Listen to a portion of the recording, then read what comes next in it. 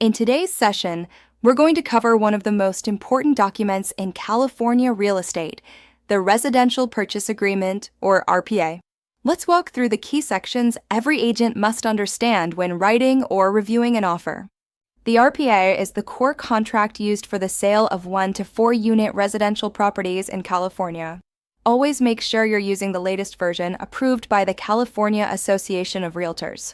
Once all parties sign and accept, the RPA becomes a legally binding contract. If any terms are left blank, check the form's instructions. It may default to a standard time frame or be considered not applicable. Before submitting, always double-check for new updates, such as revised disclosures or contingency structures. The standard escrow period in California is around 30 days, though this can be negotiated. For the earnest money deposit, most buyers offer 1% to 3% of the purchase price. Deposits are usually held by an independent escrow company, not the agent or broker. The RPA supports all common financing types, conventional, FHA, VA, and more. Just make sure they're clearly stated in the offer. Contingencies protect your buyer and outline their investigation periods. The standard timeframes are 17 days for property inspection and appraisal, 21 days for the loan contingency if a contingency deadline passes and the buyer hasn't removed it. The seller can issue a notice to buyer to perform, giving the buyer 2 additional days before possible cancellation. Extensions can always be requested through a written agreement, such as the extension of time addendum, ETA.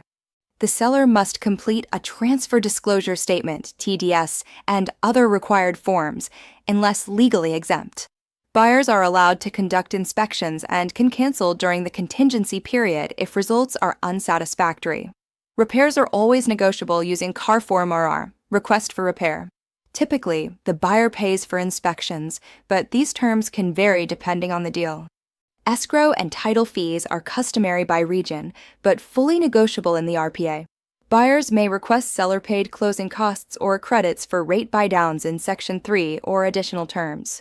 Seller usually provides HOA documents and natural hazard disclosure. NHD fees are commonly the seller's responsibility, unless agreed otherwise. Always confirm city and county transfer taxes, who pays what can differ across California. The RPA includes key legal protections. Mediation clause requires both parties to attempt mediation before legal action. Arbitration optional. Both parties must initial to agree. Liquidated damages clause limits the buyer's liability to the deposit if they breach after removing contingencies. If a cancellation is needed, it must be in writing through the proper form. And yes, a buyer can sue after closing if non-disclosure or fraud is discovered. You can include personal property-like appliances, just list them clearly in the contract.